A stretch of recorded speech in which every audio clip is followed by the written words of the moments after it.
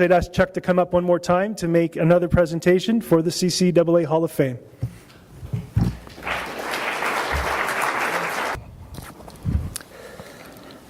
The first thing you learn when you come to Ontario and become part of the sports community is that you learn that the Costello family are a family of high achievers. And Jack Costello is no exception.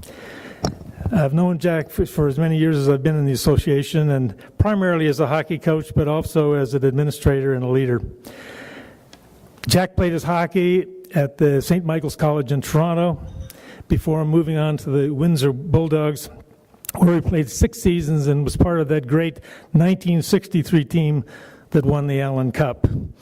And if you go on Google and bring in the 1963 Allen Cup team, you'll see some great pics of Jack and his teammates, and that must have been a great team. They went on to compete in Europe and Russia later that year. By 1967, Jack had established a men's hockey team at St. Clair College, serving as both head coach and assistant athletic director, earning 5 OCAA championships. But Jack would likely downplay his role because he once reminded me, the jockey never beats his horse to the finish line. And I've never forgotten that little bit of wisdom that you imparted, because it's true. In the early 70s, he and athletic director Al Hoffman were approached with the idea of creating a national collegiate sports organization. And after taking part in initial meetings in those meetings that have been mentioned several times in June of 1972, he became the OCAA's first hockey convener, as well as representing Ontario. As a founding member and convener of men's hockey with the OCAA, Costello took a leading role in establishing hockey at the national level. He led negotiations and obtained official recognition from the Canadian Amateur Hockey Association, established common playing rules, player eligibility transfer rules, dispute procedures, conference participation, and requirements for quality officials. Once established, the sport served as a template for other CCAA national championships and provided leverage for funding from Sport Canada. Jack served as athletic director of St. Clair College for 10 years before retiring in 1997. And in 2003, he was inducted into the CCAA Hall of Fame as the honored coach of St. Clair men's hockey team. Another memorable moment for Jack was St. Clair's winning the 1996 CCAA men's hockey title. Through it all, says Jack, it was sportsmanship and fair play that prevailed, 2 principles that remain key to the CCAA. On a personal note, Jack Costello was one of the few athletic directors in Ontario that I ever invited to my college to speak at an athletic banquet. And I know this is not common, but I really felt strongly about it, and I wanted nothing more than to have my young student athletes and young coaches to hear from a leader like Jack, who I admired for his values and his leadership. And he has always been a strong advocate for his own province, but also for hockey and other sports at the national level. And he's certainly among the group here today that should be honored as he is. Jack Costello.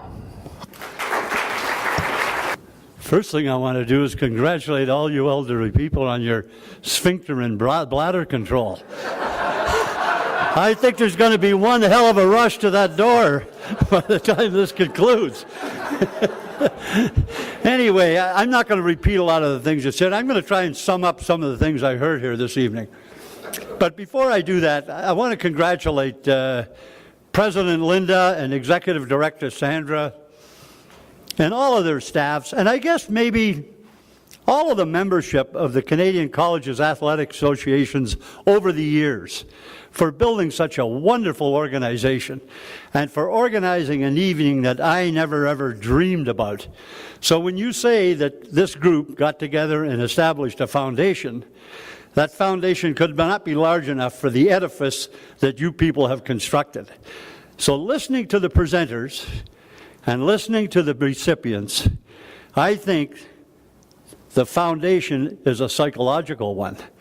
I think it's one that was built on the characteristics of perseverance, commitment, camaraderie, friendship, and socialization. And we did that many times outside the meeting room. And those characteristics have prevailed through the years, and I see them all around this room tonight, and I'm sure they're going to be in your annual meetings. And it's something that I am very proud of to be associated with. So I commend all my colleagues, for developing that wonderful attitude, and the friendships you can see here tonight we still share. But before I conclude, I just want to say, there was a college, Sinclair College in Windsor, that allowed me to participate, and Al Hoffman's name has been mentioned before, and he, along with President Richard Quittenden, were the ones who really encouraged me to get involved in provincial and national athletics.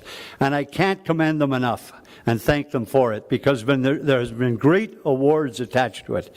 And so a couple of the other speakers also mentioned that I'd like to thank my wife Uta and the 3 boys for all the support they have given me and given each other, because yes, there were a lot of hours, days, and weeks that we weren't around not only the house but the city. They were enjoyable hours for us, but somebody had to look after the home front. So I sincerely appreciate that, all the time that you put in. And to the college today, they've taken it from the days that we were very, very active and enlarged it even more. So to Christy Gatto and Jay Schufeld, that are here today, for all the support and the way they involve the alumni in that city, I truly appreciate it. And I see it again here in the program tonight with the acknowledgments and congratulations you've extended to both Al and I.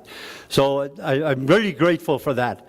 So anyway, my concluding remarks are, keep up the camaraderie, the friendship, and the socialism. There's a lot of learning takes place in after-hour meetings, and it's the friendships that will prevail over a lifetime.